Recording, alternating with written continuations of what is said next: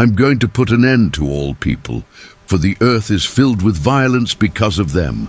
I am surely going to destroy both them and the earth.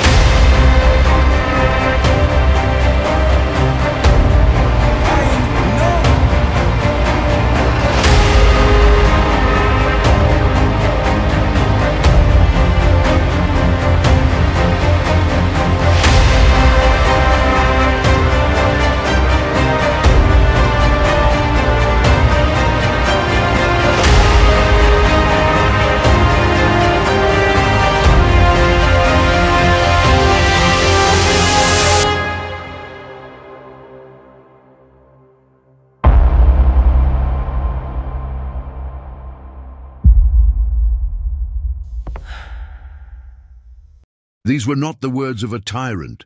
They were the words of the Creator himself, spoken to a single man standing in a world drowning in its own corruption.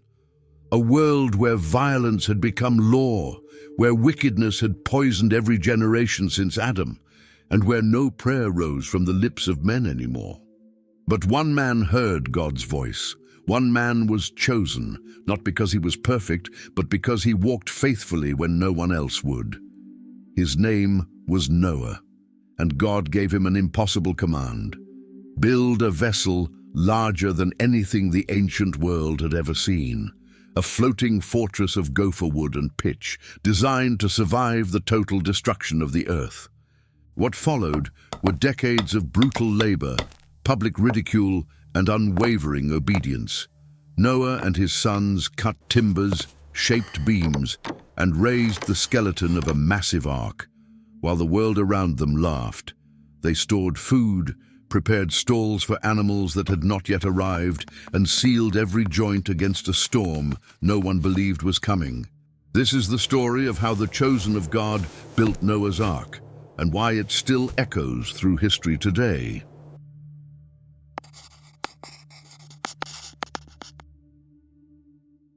After Adam and Eve left the Garden of Eden, their children had children, and those children had children of their own.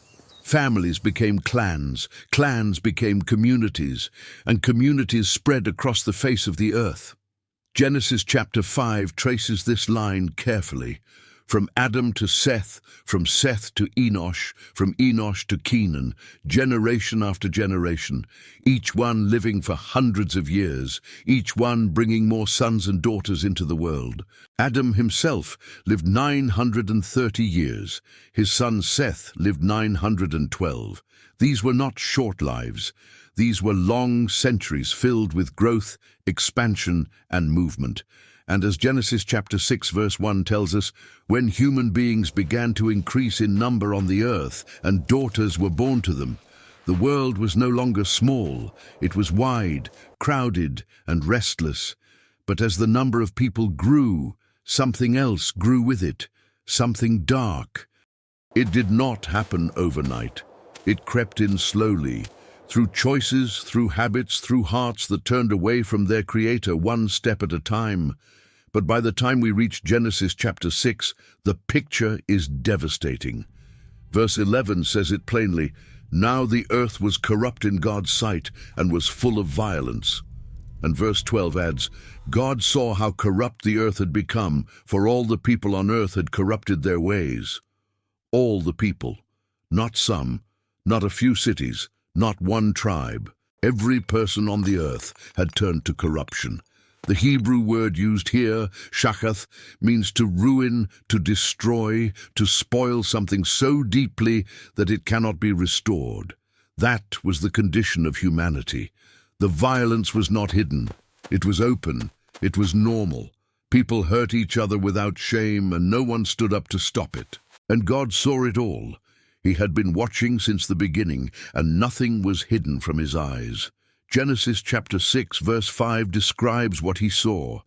The Lord saw how great the wickedness of the human race had become on the earth, and that every inclination of the thoughts of the human heart was only evil all the time.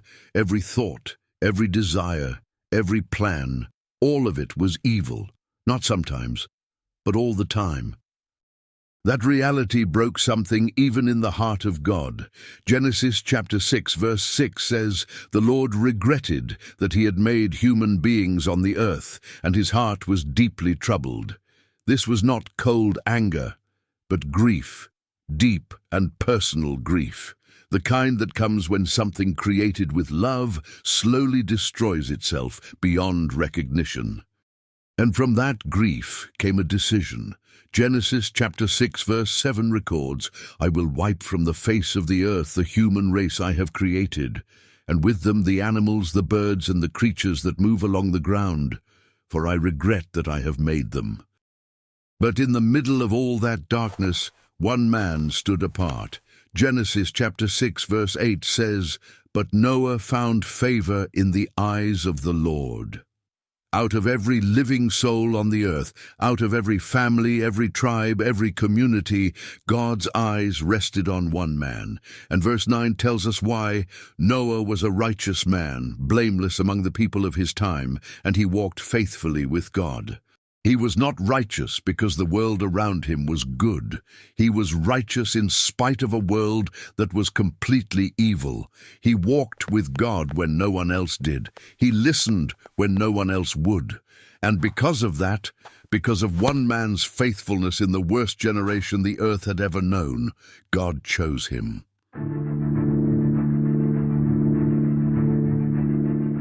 Then God spoke directly to Noah. Not through a dream, not through a sign in the sky. God himself spoke to this one man and told him what was about to happen. Genesis chapter 6 verse 13 records the moment. "So God said to Noah, I am going to put an end to all people, for the earth is filled with violence because of them. I am surely going to destroy both them and the earth." That was the weight Noah received in a single breath. The entire world was going to end, and he was the only one being told. God's plan was not sudden. It was not an outburst. It was a measured, final decision from the Creator, who had given humanity every chance to turn back. The method he chose was water, a flood so complete that nothing on dry land would survive. Every valley, every hill, every stretch of ground where men had built their lives would be swallowed. This was not simply punishment. It was a cleansing. The earth itself would be washed and made new.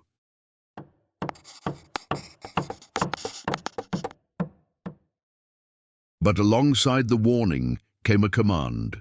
Genesis chapter 6 verse 14 says, "So make yourself an ark of cypress wood, make rooms in it, and coat it with pitch inside and out."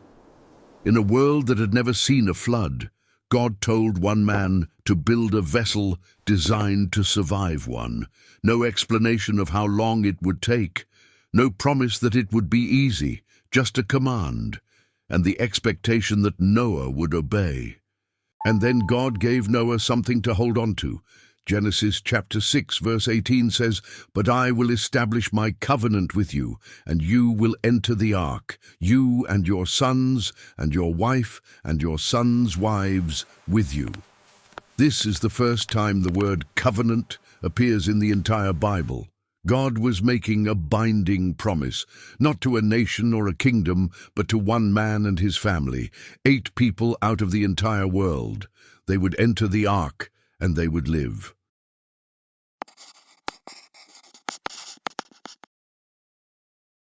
God gives precise instructions for the ark's structure. God did not leave Noah to guess. He did not say, "Build something and walk away." He gave Noah a complete design, every detail, every measurement, every material. This was not a human idea. This was a divine blueprint handed down from the mouth of God to the hands of one man. Genesis chapter 6 verses 14 through 16 contain the full set of instructions, and within those few lines lies one of the most remarkable building plans ever recorded. The ark was not designed to sail. It had no mast, no rudder, no sails. It was not meant to be steered or guided by human hands. It was meant to do one thing: float, to rise above the water, to endure the force of the flood, and to keep every living thing inside it alive. Every part of the design served that single purpose. The size God commanded was staggering. Genesis chapter 6 verse 15 lays it out. This is how you are to build it. The ark is to be 300 cubits long, 50 cubits wide, and 30 cubits high. A cubit in the ancient world was roughly 18 inches, the distance from a man's elbow to the tip of his fingers. That means the ark was approximately 450 feet long, 75 feet wide, and 45 feet tall. To understand how big that is, picture a wooden structure longer than a football field and nearly as tall as a 4-story building. The total internal volume has been estimated at around 1.5 million cubic feet, the equivalent of more than 500 standard railroad cargo cars. Nothing like it had ever been built before, and the proportions were not random. The ratio of the ark's length to its width was 6:1, the same ratio that modern shipbuilders use for large cargo vessels to achieve maximum stability on open water. God did not give Noah round numbers for the sake of simplicity. He gave him a design that was engineered to survive. The material God chose is named in Genesis chapter 6 verse 14, gopher wood. This is the only time this term appears in the entire Bible. No one knows with certainty what species of tree it refers to. Some scholars believe it may have been cypress, a wood known in the ancient world for its strength and natural resistance to water and decay. Others believe it may have been a type of tree that no longer exists today. Whatever it was, God named it specifically, which means it was exactly the right material for the job. Then came the waterproofing. God told Noah to coat the ark with pitch, both inside and out. The Hebrew word used here is kopher, which means a covering. It is the same root word that later appears in Scripture to describe atonement, a covering over sin. In practical terms, pitch was a thick, dark, tar-like substance that sealed the surface of the wood and made it completely waterproof.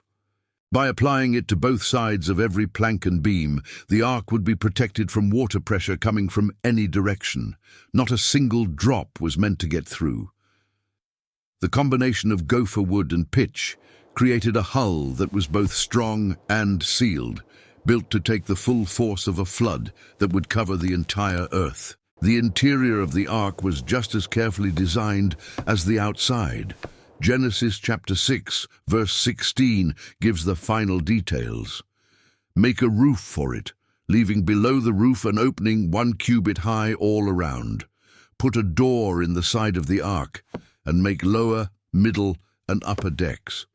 3 full decks, lower, middle, and upper, each one stretching the entire length and width of the vessel. That gave the ark an enormous amount of usable space, divided across 3 separate levels. The opening near the roof, 1 cubit high, roughly 18 inches, ran around the top of the ark and served as ventilation.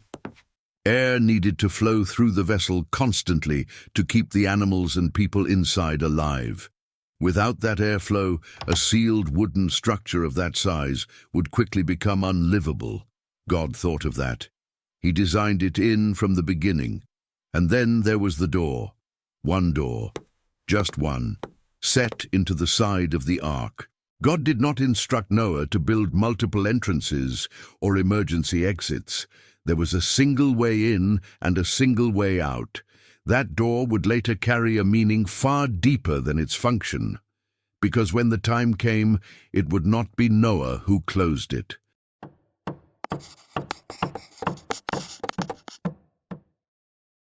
The blueprint was given, the measurements were clear, the materials were named.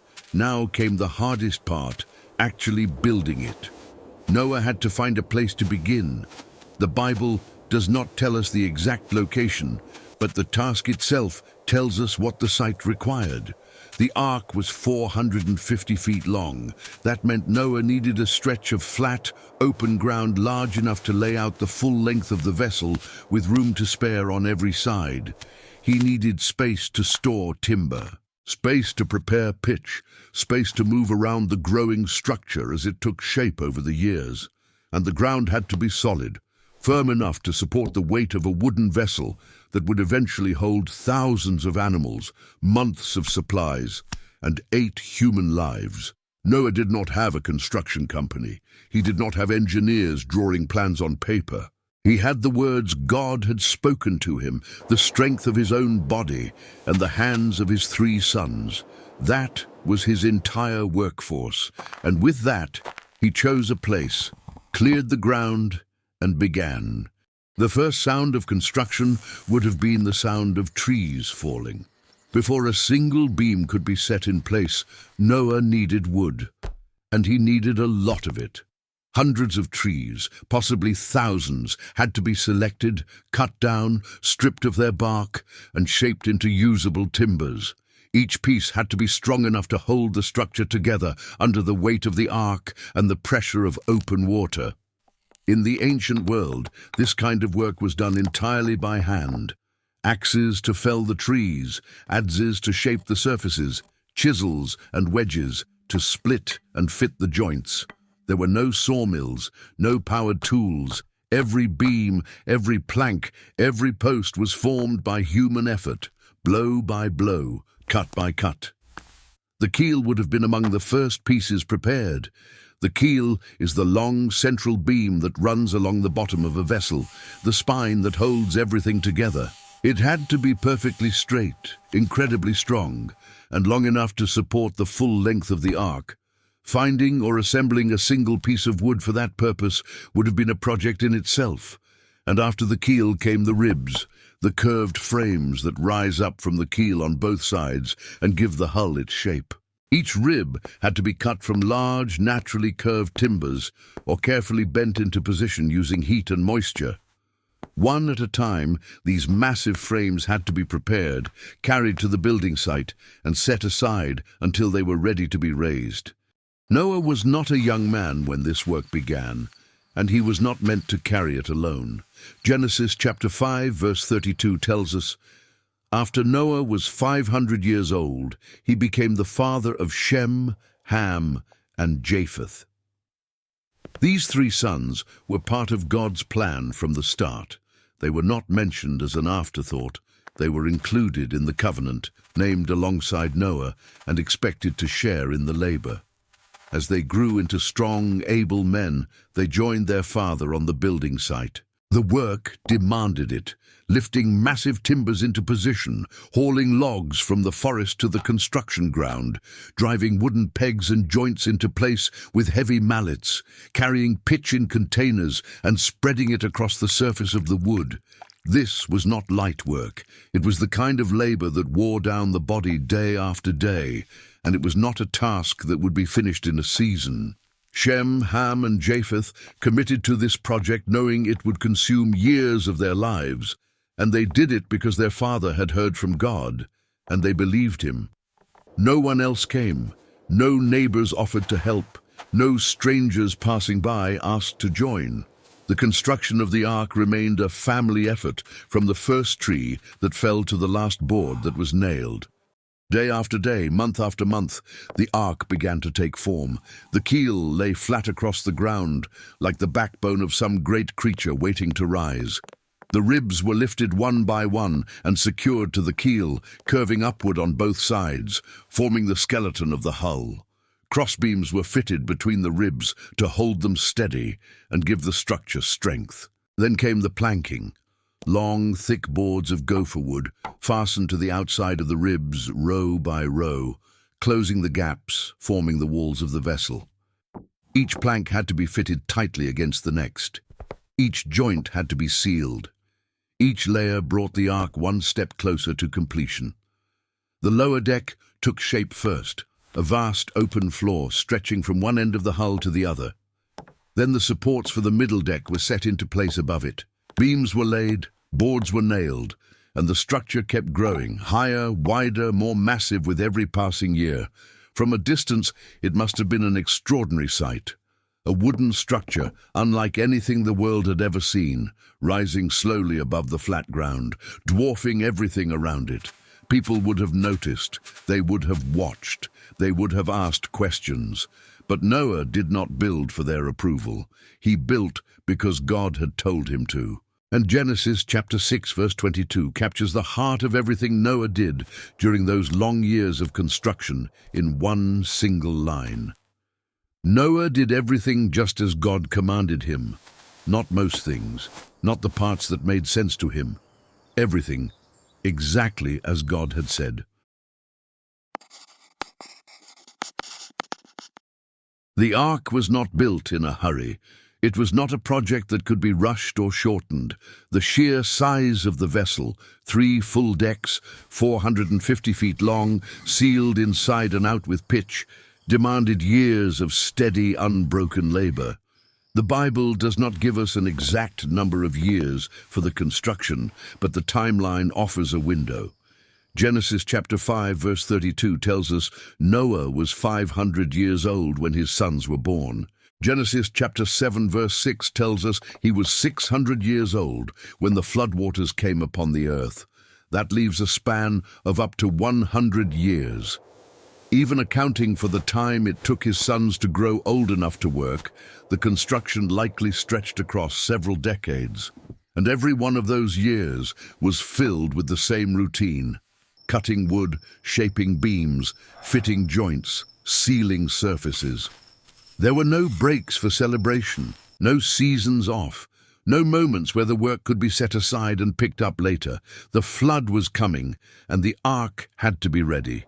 So Noah worked, season after season, year after year, with the same hands, the same tools, and the same faith that had moved him to start. As the years passed and the ark grew larger, it became impossible to ignore. People saw it, people talked about it, and people laughed. Noah was not building in secret. The ark was too massive to hide, and he was not silent about why he was building it. The Apostle Peter, writing centuries later in 2 Peter chapter 2 verse 5, calls Noah a preacher of righteousness. That means Noah spoke. He warned the people around him. He told them what God had said, that judgment was coming, that the earth would be destroyed by water, and that the only way to survive was to turn back to God. But no one listened. Not one person outside of his own family took his words seriously. They watched him haul timber. They watched his sons carry beams. They watched the walls of the ark rise higher and higher, and they mocked him for it. Jesus himself described the attitude of that generation in Matthew chapter 24, verses 38 and 39. For in the days before the flood, people were eating and drinking, marrying and giving in marriage, up to the day Noah entered the ark, and they knew nothing about what would happen until the flood came and took them all away. They were not afraid. They were not curious. They simply did not care. Life went on as usual, and Noah was nothing more than entertainment. An old man with a wild story and a giant wooden box. But the box kept growing, and the more it grew, the more remarkable it became. The ark's total internal volume, based on the dimensions given in Genesis chapter 6 verse 15, has been calculated at approximately 1.5 million cubic feet. Its 3 decks provided over 100,000 square feet of usable floor space. That is not a small boat. That is one of the largest wooden structures ever recorded in history, and it was built without factories, without machinery, without iron nails or steel reinforcements. Every joint was wood against wood, held together by careful craftsmanship and sealed with pitch. Modern engineers who have studied the ark's proportions have noted that its 6-to-1 length-to-width ratio matches the design principles used today for large ocean-going cargo vessels. It was built for stability, not speed. It was built to endure, not to travel. And it was built by a family of 8, with no training in shipbuilding, no experience on the sea, and no reason to believe it would work except for the word of God. The ridicule never stopped. For as long as the construction lasted, the voices of doubt and mockery surrounded Noah and his family. And yet, not once does the Bible record Noah pausing, questioning, or walking away. The book of Hebrews gives us the clearest picture of what kept him going. Hebrews chapter 11 verse 7 says, "By faith Noah, when warned about things not yet seen, in holy fear built an ark to save his family. By his faith he condemned the world and became heir of the righteousness that is in keeping with faith." Noah had never seen a flood. He had never watched rain destroy the earth. He had no proof that what God described would actually happen, but he believed it. And he feared God more than he feared the opinions of men. That holy fear, that deep reverent trust, carried him through every year of labor, every insult from his neighbors, and every moment of exhaustion. He did not need the world to understand. He did not need applause or approval. He needed only to obey. And he did.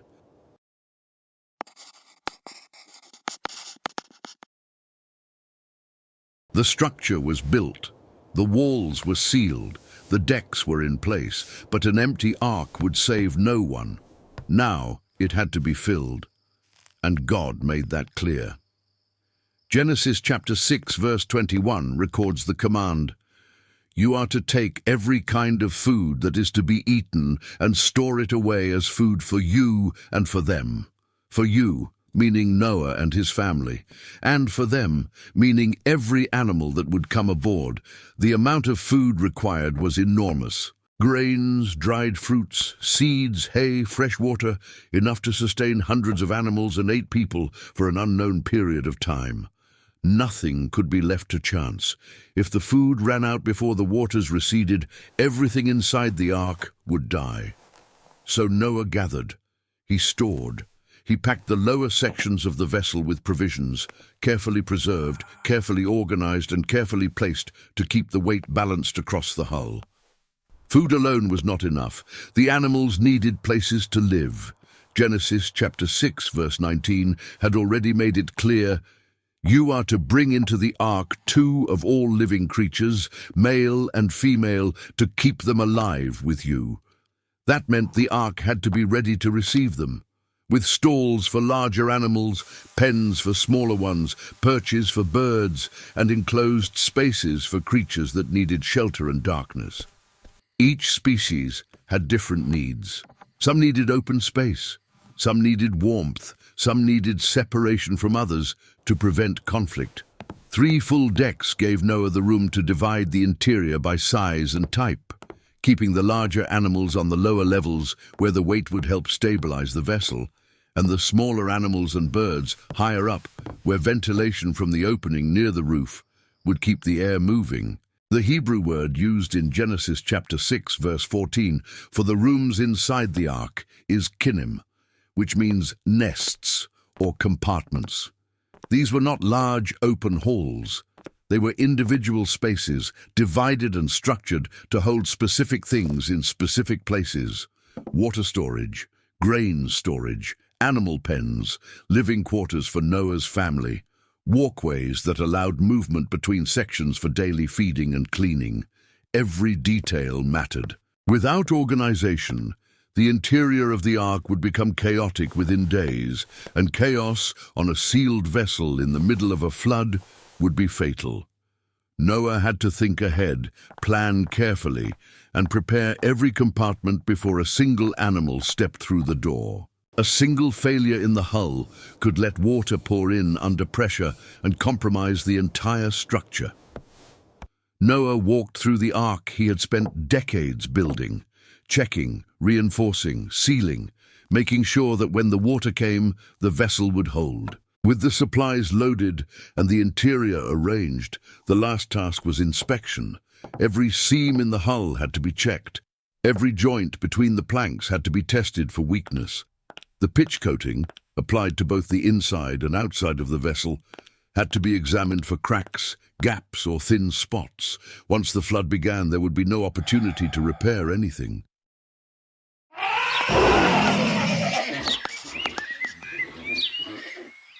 The ark was built, the food was stored, the stalls were ready, and then something began to happen that no human hand could have arranged.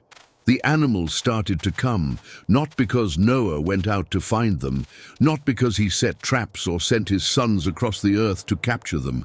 They came on their own. Genesis chapter 6 verse 20 records God's words to Noah. 2 of every kind of bird, of every kind of animal, and of every kind of creature that moves along the ground will come to you to be kept alive. Will come to you. God did not place that burden on Noah's shoulders.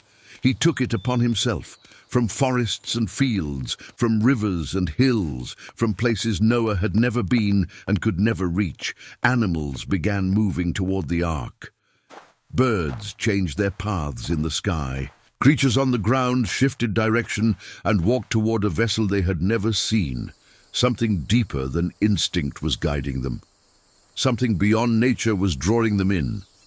One pair at a time, male and female, they arrived, steady, calm and purposeful, as if responding to a voice that only they could hear. But not all animals came in equal numbers. There was a distinction that many people miss when they hear this story. Genesis chapter 7 verses 2 and 3 lay it out. Take with you 7 pairs of every kind of clean animal, a male and its mate, and 1 pair of every kind of unclean animal, a male and its mate, and also 7 pairs of every kind of bird, to keep their various kinds alive throughout the earth. 7 pairs of clean animals, not 2. This is an important detail. The difference between clean and unclean animals would later become a central part of the law of Moses. But here, long before that law was ever given, Noah already knew the distinction. God had made it known to him, and the reason for the extra numbers was practical. After the flood, these clean animals would be needed, both for sacrifice to God and for faster repopulation of the earth. God was not just planning for survival, he was planning for what came after. How did they know where to go? How did a bird nesting hundreds of miles away know to fly toward a wooden vessel it had never seen? How did animals that had never crossed paths with Noah suddenly walk out of the wilderness and approach the ark in orderly pairs? The Bible does not give us a natural explanation because there was none. This was not migration. This was not coincidence. This was God moving his creation according to his will. The same voice that had spoken the animals into existence in Genesis chapter 1 now called them to the ark. He did not need roads or messengers. He did not need Noah to organize a search. God simply directed them, silently, powerfully, and perfectly. Every species, every pair, every number exactly as he had commanded. They arrived not by accident, but by design.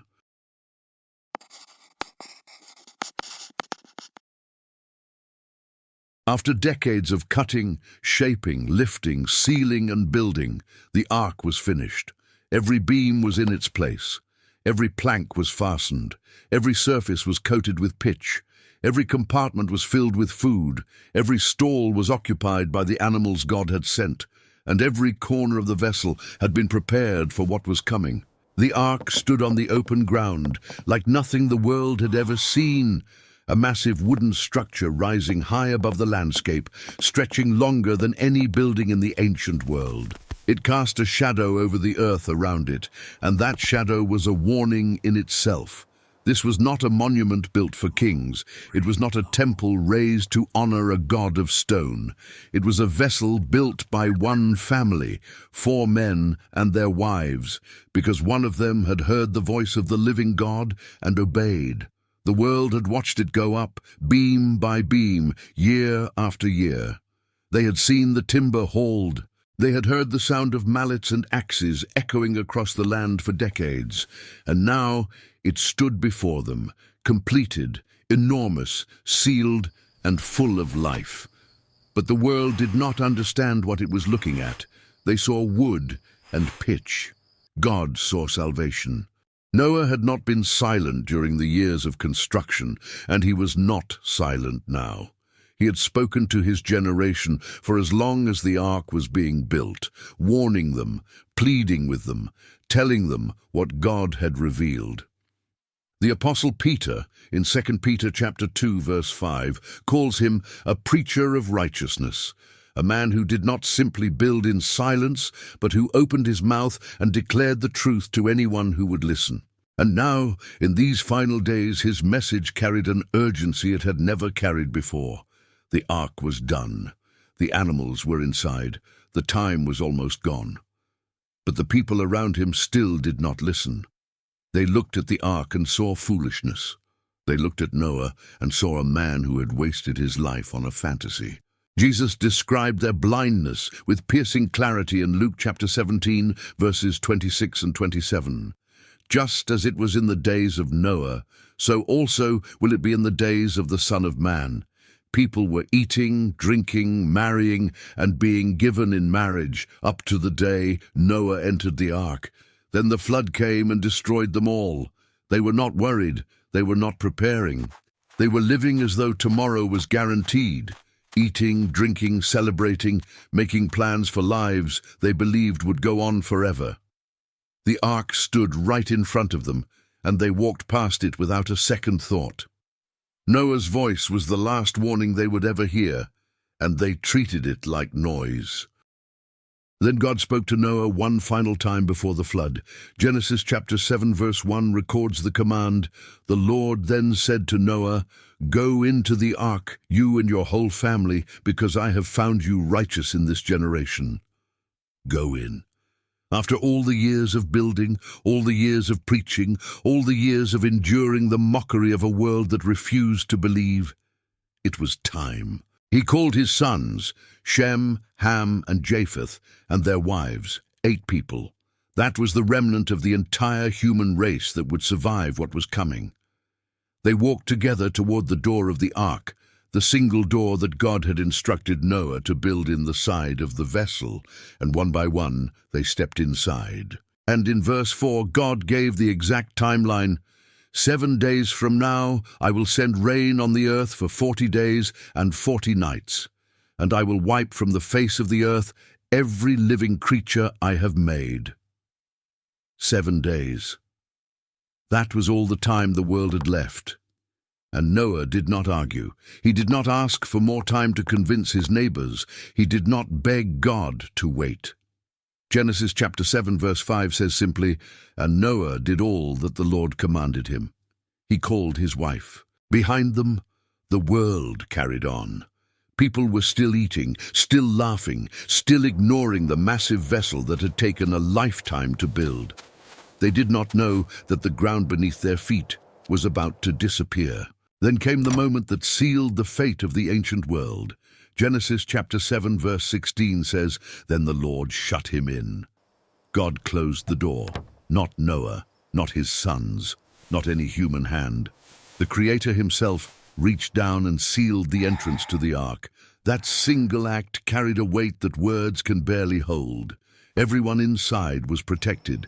Everyone outside was left to face what was coming. There was no handle on the outside, no second entrance, no way to force it open once God had closed it. The door was shut, and it was shut by the only hand that had the authority to do it. And then the world changed. Genesis chapter 7 verse 11 records the moment with terrifying precision. In the 600th year of Noah's life, on the 17th day of the 2nd month, on that day all the springs of the great deep burst forth, and the floodgates of the heavens were opened.